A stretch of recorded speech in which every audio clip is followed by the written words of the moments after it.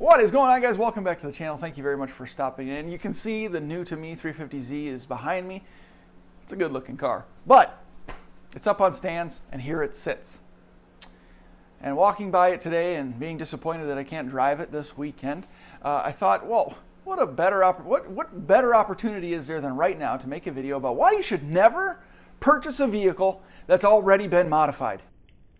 It can seem like such a great idea. It's got nice coilovers on it already. It's slammed. It looks good. It's got wheels and tires done. It's, got some accessories. It's got a nice Nismo shift knob, right? It's got a cold air intake.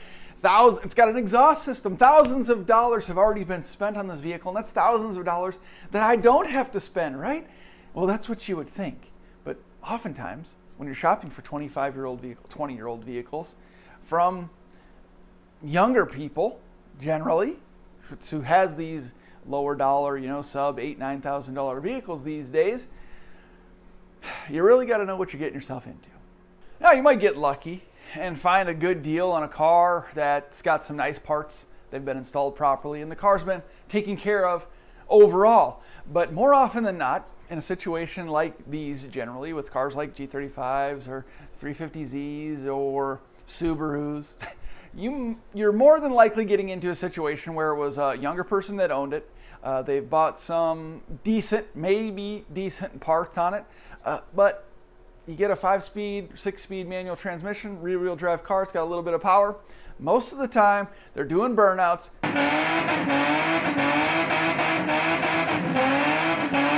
They're beating the hell out of it. They're racing their friends in the streets, and they're buying parts that they can afford on a limited budget and sort of neglecting the rest. And that is what leads to my video today. Now, I was looking for a vehicle that I could find a good deal on, and not necessarily, I didn't want one that was modified, but I wanted to find a decent deal, one that I wouldn't mind too much tearing up or beating up on, and that's my case. So this isn't about me specifically. However, some of the things I'm running into with this 350Z is what's fueling this video. I'll say that. So let's get started. Number one, the first reason I would say that you should never buy a vehicle that's already been modified, I don't want to say never, but a reason that you really need to think twice about purchasing a vehicle that's already been modified is that you don't know the story about the vehicle. They're trying to sell you a car, right? And most of the time, they're going to leave out those little details that might make the difference in whether or not you purchase it or not. They want to get the deal done. They want to make as much money as they possibly can, especially if we're talking $5,000, $6,000, $7,000, $8,000. It's a good chunk of change, but it's not a huge amount of money, so they don't have a lot of wiggle room, right? They're not going to give up $5,000, $6,000, $7,000, $2,000 off the asking price, so they're not going to totally be truthful. They might seem like a decent person, but trust me, people are evil. Not knowing the full story of the vehicle, that's the case always, but particularly in a modified vehicle, you don't know the story. You don't know the trouble that they may have had. You don't know the quirks of the idiosyncrasies of the vehicle.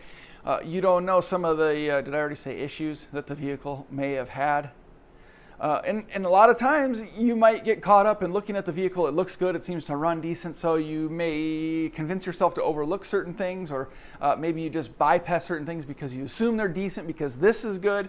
It's got nice wheels, nice tires. The transmission shifts good. The clutch feels good. Why would I even worry about tie rods or the steering rack leaking? Or things like that, right?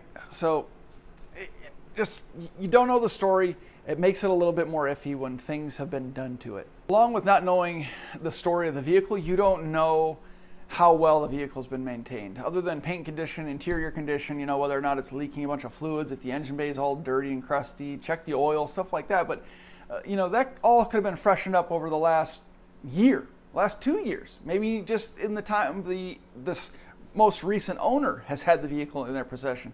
But it doesn't tell you the whole, 17 other years. When a vehicle is that old, it's going to come with a certain amount of character, right? So that's true for even the most well-maintained vehicle. But if the car has a bunch of modifications done to it already, it's already had that additional stress, that additional strain put on it. And you can just only assume that if you're buying the vehicle from a 20-year-old kid, sorry, 20-year-olds out there, but if you're buying the vehicle from a 20-year-old kid, I was 20 once, right? It was 19, 20, 21, 25, shoot. I know what happens to cars between those ages. I'll just say that. But if you're buying a vehicle from the stereotypical 20-year-old kid, and it's slammed on coilovers, and it's got a Tomei on it, or straight piped, I can guarantee you that the tires have been spun, the thing has been redlined, and the gears have been abused. Reason number 3 and 4 sort of go together, but number 3, I'm going to say that just because the car has been modified doesn't mean the car has been modified to your taste per se. And what I mean by that is you get a hold of a vehicle that's lowered, cool. Or you get a hold of a vehicle that's got an exhaust system, fantastic. Wheels and tires, excellent. They might look good, but are those the tires you would purchase? These are Federals, Federal Evolution, something or other. No, I went to purchase those tires. I know a little bit about those tires already. Not a big fan of them. Probably went to got them. Would I have gotten these wheels? No, they kind of look nice. They're relatively lightweight. I guess they're just under 24 pounds, something like that. But I probably wouldn't have purchased them myself. I know I wouldn't have purchased them myself for this car. So although it's got new tires, the wheels are pretty. They're not the tires I would have purchased, and they're not the wheels that I want on this car. So I'm going to be buying wheels and tires probably anyway. Same with the exhaust system. Would I have gone this route? No. Do I like how it sounds? No, not particularly, quite honestly. So I'm going to have to change the exhaust system out. It's got a colder intake. Is that the K&N? Is that the intake system I would have purchased for this car? No, absolutely not. Coilovers, ISR coilovers? No, probably wouldn't have gone that route either. So it's got a lot of stuff. The Godspeed control arms in the back. No, wouldn't have gotten those. So it's got a lot of things done to it, and some of them I'll probably leave alone, at least for a while I address other priorities. But the point is that it's got a lot of stuff done to it. It looks cool and all that, but it's not what I want, and it's not what I would have done. So I'm going to change it anyway.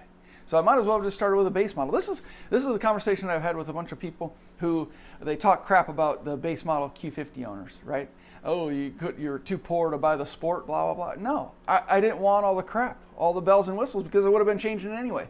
I don't want that weird adaptive suspension stuff because of putting coilovers on the Q50. Why do I need that? Why do I need to spend the extra money to get that? Do I worry about Sport brakes? No, not particularly, although I did the upgrade.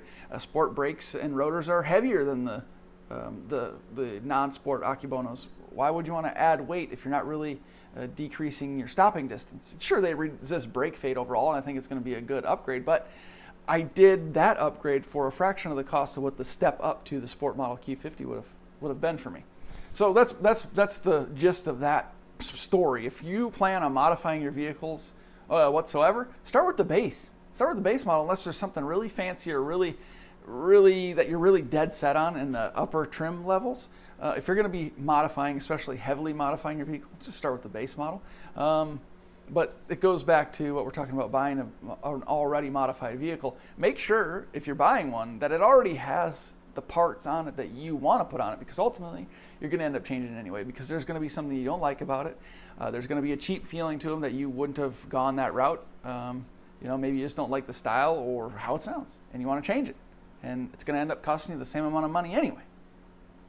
And sort of to tie into that, finally, number 4, buying a vehicle that's already been modified tends to lead you to spending a bunch of money on maintenance and repairs, rather than modifying the vehicle, which you wanted to do with it in the first place. So, for instance, you get a car that's slammed to the ground, a bunch of negative camber, it's been beat on because it's been modified, blah, blah, blah. Now, instead of just enjoying a car that's kind of in its base condition or stock condition that you can just drive anywhere, drive around and enjoy for a while and modify here and there, you end up having to do a bunch of maintenance. Replacing steering racks, replacing wheel bearings, replacing tie rods, replacing exhaust components because the car's been so low that it smashed into a bunch of stuff on the ground and it's all dented up and looks like crap under there. Just a lot of strain and stress on particular components that have just taken that additional abuse, that wear and tear from being modified. So now, rather than enjoying the vehicle, rather than spending money on modifications and upgrades, you're spending money on just repairs and maintenance and getting things back to drivable condition. So those are my four key warnings on why you should never, or why you should at least think twice or 3 times about buying a vehicle that's already been modified. Do your due diligence. Take a really close look, with a fine-tooth comb over the vehicle before you purchase it if it's got modifications. Obviously, in stock form, you want to do that same thing as well, but ask a bunch of questions. Try to get the history of the vehicle. Try to get the story as much as you can and as complete as you can. But I gotta say, it's a big challenge these days in the used car market. Prices are skyrocketing. It's unbelievable. Even searching for this vehicle, I was literally watching prices go up week by week by week. Before I bought the Jeep Wrangler, I was looking at these, and they were $5,000-$6,000, and in similar condition, right?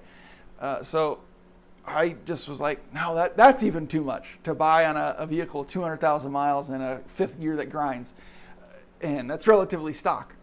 So I passed, bought the Jeep, messed with that. It's been 6 or 8 months.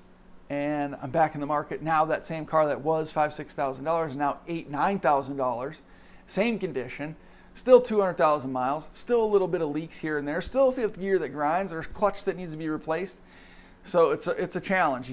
It's hard to be picky when even just decent vehicles are way too high in the price point. So you might be limited on what you can choose. In my case, a lot of vehicles were sold before I could even get there to look at them.